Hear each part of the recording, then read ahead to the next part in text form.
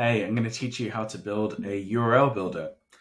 So this is a way to keep all of your tracking consistent and make sure you're not making any mistakes or kind of reusing old tracking codes when you're adding the UTM parameters to your URLs. So for example, if you're running ads on Facebook, you want to put the base URL in here and then choose the source, which is Facebook, choose the medium. In this case, I call it CPM because that's how it's bought. CPC would be Google, Google Ads, for example, or whatever platform you're buying on clicks. You could also have like CPA, which is where you're paying just per conversion, and then this part here is really key. That's the audience ID, the creative ID, and the messaging ID. So that is a system that I developed when I was working on my agency, and we use this across 200 clients, and found this is the simplest way to do it, but still have a lot of information. So the way it works is when you want to run a new audience, so maybe it's like likes and interests audience on Facebook for people who, or like so let's say it's a behavioral audience, like have one child. You can target that on Facebook. Then you just add another ID. So each ID responds to a specific audience, and then you can choose from existing creative or existing messaging. This is the ad copy. Creative is the image or video. So this is a way to keep track of what audience you're running against, but also what creative image and then what message. And when you're reporting at the end, you can look up these IDs and kind of see what they mean and which messages are working well with which creatives, or which creatives are working well on each audience, etc. Cool. So so that's what we're trying to build, and it works by two things. One is data validation, which is how we get this kind of drop down, and then the second is concatenation, which is how we construct the URL at the end. So if you can see, add, say we're running another sale, and this one we're going to announce on MailChimp on our email. So that's source MailChimp, medium email. And then let's see what audiences we have. So our newsletter audience is A6. So we're going to say this is A6. And then we have a sale banner. I'm going to use that as the email. So let's see, it's a C5. And then in terms of messaging, so this is like winter holidays. Let's call this like M13, and this would be like New Year sale. So we add that. And this is M13. Oh, sorry, M13. You can either type it in or choose from the drop down. Cool. So you can see it's constructed this URL just because we've kind of copied down, and it's added, UTM source equals MailChimp, UTM medium equals email, and UTM campaign equals A6, C5, M13. So that's what we're trying to build, and that's the concatenation. So let's do that. I'm just going to show you roughly how to do it. I'm going to leave you as an exercise to do the full thing, but let's just copy, let's just copy the base URL here, and then we want here it's like source, medium, and then this is a creative ID, or like let's say audience ID and audience, and I'll let you guys do the creative and message, but I'll also show you the concatenation as well. So source, we're going to pull. This is a data validation, so we need to pull it from somewhere. So if I make another sheet, this is going to be a reference sheet, and we're going to say here are our sources, here are our mediums. So for sources, let's say Facebook and Google to make it simple. Medium is, let's just say it's just CPC, and then we have audience ID. Audience, and let's just say we have just one audience. Look at that, whatever. Let's say two audiences, and then this would be retargeting and prospecting. Right. You can go as granular or as broad with your IDs as you want. It really depends on your needs. I would say only create IDs for things that you're testing that you care about. Otherwise you could have like hundreds of these IDs and you kind of get lost. So start simple and then kind of branch out as you go. Cool. So in order to do the validation, we want to kind of choose the cells that we're going to add the validation to and go to data and then data validation. And then we're going to click this to select a data range. And this was the source, so we're going to just select these two.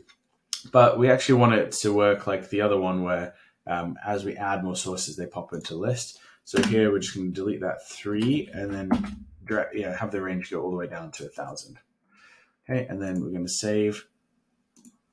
And there we go. Now we have the drop downs and we can choose, Facebook or Google. And if we put like TikTok in there, it's going to give us a warning to say invalid. It's not in the range. So that helps us avoid making mistakes. If we type Facebook, that's not treated the same in analytics as Facebook with no space. So that would be invalid as well. There we go. Okay, so that's how you do the data validation. For Medium, we can do the same thing. That is data validation, and then we're choosing the range, which is this, and then like that 1,000. So it's going to go all the way down to 1,000. Obviously, you can update it if you need more. Once you've done this, you can also just copy and paste the cells. And then for data validation, we don't need audience here. We just need the audience ID. Let's just do the validation for that as well. Data validation, choose from the range. And then we're just selecting the audience IDs. And the labels on this side is really just a lookup. So if we're doing a report in the future, we could do a VLOOKUP against A1 to pull in that's like a retargeting audience. But just using the IDs always keeps the UTM campaigns within limits and keeps it short, so it's easy to copy and paste and use. All right, so how do we construct the URL? So this is the tracked URL, and obviously we're gonna in the exercise you're gonna need to add a creative and a message into here as well. But let me show you how this works. So it's called concatenate. And the way it works is that you can just concatenate as many cells as you want and just separate them by commas. So if you just click that and then comma and then this, then it's going to concatenate those two things together. And you can see that kind of makes a nonsensical URL. It's .com Facebook. So what we need in between is the string, which is the UTM source equals, and then comma. And then you can see it's UTM source equals Facebook. So the first parameter needs to have a question mark in front of it, but there can only be one question mark in the URL. So make sure you don't mess that up. If your base URL has a question mark, then you actually want to kind of use an ampersand there. But let's join on the next thing. So in this case, the next thing we're using ampersand is UTM medium equals, and then choose a medium, comma medium. And then the last one is UTM campaign equals. And I'm missing the ampersand there. And once you get this right, like once it's working, then you never really have to think about it again, which is really part of the benefit. Cool. So that is how that works. And you can see there's nothing in those parameters right now because you haven't selected them. So in this case, what was the medium CPC? Looks like the data validation didn't work here. So it's sheet 2 B1000. Oh, okay, yeah, we didn't choose the range properly. So let's just choose that. So it's B2 to B1000. And if we go back, now we should have, here we go. So CPC, and then copy that one down. So that's CPC as well. Cool. And then we can use audience 1 and then audience 2. Just copy and paste that as well. So you can see, when we update it here, audience 1 changes to audience 1. So that's working. If we added another audience, which is, I don't know, let's say baby gives interest, then it would show up as an option now, and we can see when we change it, it goes to A3. So the rest of the exercise is you need to add another one here, which is creative ID, and also the message ID for the copy. And you want to do the data validation as we did before, but then with concatenation, you also want to separate them. So like for UTM campaign, we're actually joining the different IDs together with a dash. So that's what you want to kind of have in between. You see the dash here. And if I go to this other URL, you can see how it's doing it. So UTM campaign equals A2-C2-M2. Cool. Okay, there's more you could do with this. Obviously, it can get a lot more complicated. You could include some validation to make sure it's a valid URL. Whatever it is you want, but this is the basics, and this is the system that worked for me across hundreds of clients.